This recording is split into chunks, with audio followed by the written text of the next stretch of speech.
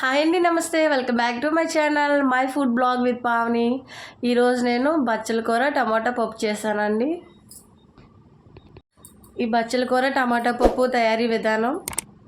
ఈ బచ్చల కూరకి ఆకులు పెద్దవిగా ఉంటాయండి. అవి చిన్న చిన్న ముక్కలుగా కోసుకోవాలి. ఈ బచ్చల కూరని పప్పు టమాటాతో కలిపి వండుకుంటే చాలా అంటే చాలా టేస్టీగా ఉంటుందండి. ఈ కూరని చిన్న ముక్కలుగా కోసుకొని 2 సార్లు కడిగేసుకోవాలండి.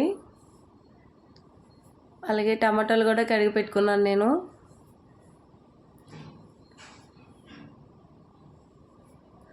ఇలా పక్కన పెట్టేసుకోవాలండి. అలాగే ఉల్లిపాయలు పచ్చిమిరపకాయలు కూడా ఒక 4 ఉల్లిపాయలు 4 పచ్చిమిరపకాయలు కోసి పక్కన పెట్టుకోవాలి.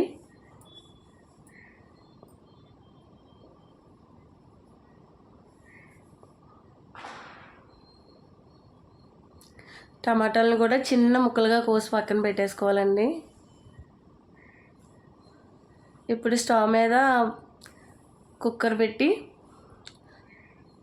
ఒక 4 స్పూన్లు ఆయిల్ వేసి ముందుగా వెల్లుల్లిపాయలు, 1 స్పూన్ ఆవాలు, 1 స్పూన్ మినపప్పు, 1 స్పూన్ జీలకర్ర, అలాగే కొంచెం శనగపప్పు,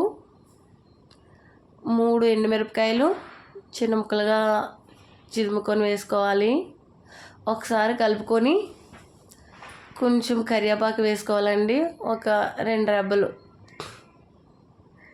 వేసుకోవాలి. ఇది బాగా వేగిన తర్వాత ఎర్ర కందిపప్పు ఉంటుంది కదండి, అది సగం, అలాగే పసుపు కలర్ కందిపప్పు ఉంటుంది కదా, అది సగం తీసుకోవాలి. ఈ పోపులు వేగుతున్నప్పుడే ఉల్లిపాయలు పచ్చిమిరపకాయలు కూడా వేసుకొని వేపుకోవాలండి.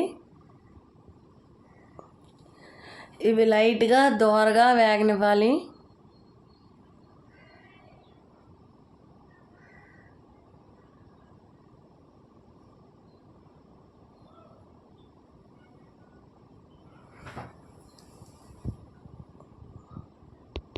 ఈ పోపులు వేగుతున్నప్పుడే కొంచెం సిమ్లో పెట్టుకొని కందిపప్పు, ఎర్ర కందిపప్పు, పసుపు కందిపప్పు సగం సగం తీసుకొని ఒక సాల్ట్ అలా తీసుకొని నీట్గా కడిగేసుకోవాలండి. కడుక్కొని వేసుకోవాలి. ఈ పోపుల్లోనే వేసుకోవాలి. ఈ పప్పు వేసి కలుపుకోవాలండి. వేయించుకోవాలి పప్పుని లైట్గా. 2 రకాల పప్పులు తీసుకుంటే టేస్టీగా ఉంటుందండి పప్పు. కొత్త రకం రుచి వస్తుంది, తినాలి అనిపిస్తుంది అన్నమాట. పప్పు చాలా టేస్టీగా అనిపిస్తుంది.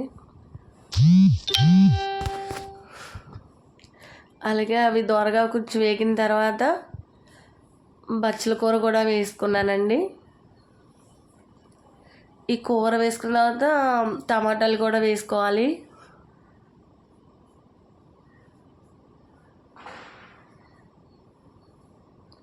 టమాటాలు కూడా వేసి కలుపుకోవాలండి. బాగా వేగనివ్వాలి. ఈ పప్పుని ఈ కూరలో టమాటాలో కూడా వేగనివ్వాలి.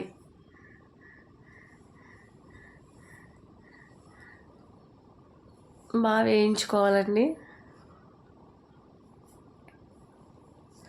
ఈ ప్రాసెస్ అంతా ఒక 10 మినిట్స్ ఇలా వేపుకోవడం. ఒక 10 మినిట్స్ వేపితే ఈ పప్పులో ఈ కూరని, ఈ ఆకుకూరకి స్పెషల్ టేస్ట్ వస్తుందండి. అలాగే 1 స్పూన్ కారం, ఈ కారం కూడా వేసి వేపుకోవాలి.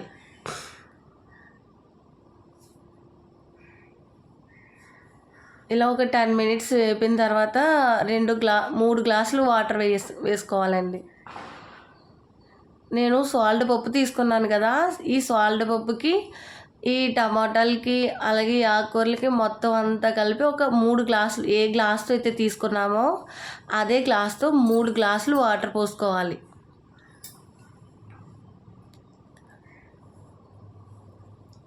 వాటర్ పోసుకొని మూత పెట్టేసుకోవాలండి. కుక్కరు 5 విజిల్స్ ఇలా వేయించుకోవాలి. ఇలా మూత నీట్గా కలిపేసుకొని మూత పెట్టేసుకొని 5 విజిల్స్కి ఉడికిపోతుందండి పప్పు. 5 విజిల్స్ వేయించేసాను నేను. వేయించిన తర్వాత పప్పు చూడండి, మళ్ళీ గ్యాస్ స్టవ్ వెలిగించి ఉడికిస్తున్నాను. సాల్ట్ వేసుకోవడానికి టేస్ట్కి సరిపడా సాల్ట్ తీసుకోండి మీరు.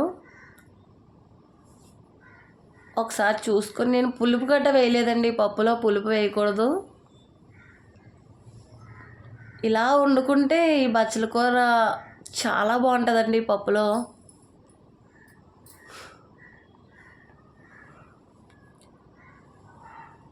అంతే ఫ్రెండ్స్, ఇది ఉడికిన తర్వాత ఒక 5 మినిట్స్ ఇలా సాల్ట్ వేసిన తర్వాత 5 మినిట్స్ ఉడికించాలి అంతే.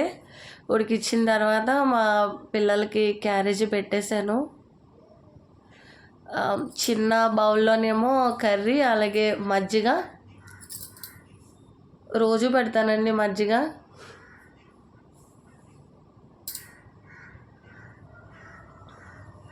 అలాగే బౌల్లోకి తీసేసుకున్నాను పప్పుని. అంతే ఫ్రెండ్స్, ఇవాళ నా రెసిపీ. బాయ్ ఫ్రెండ్స్, మీరు కూడా ట్రై చేయండి.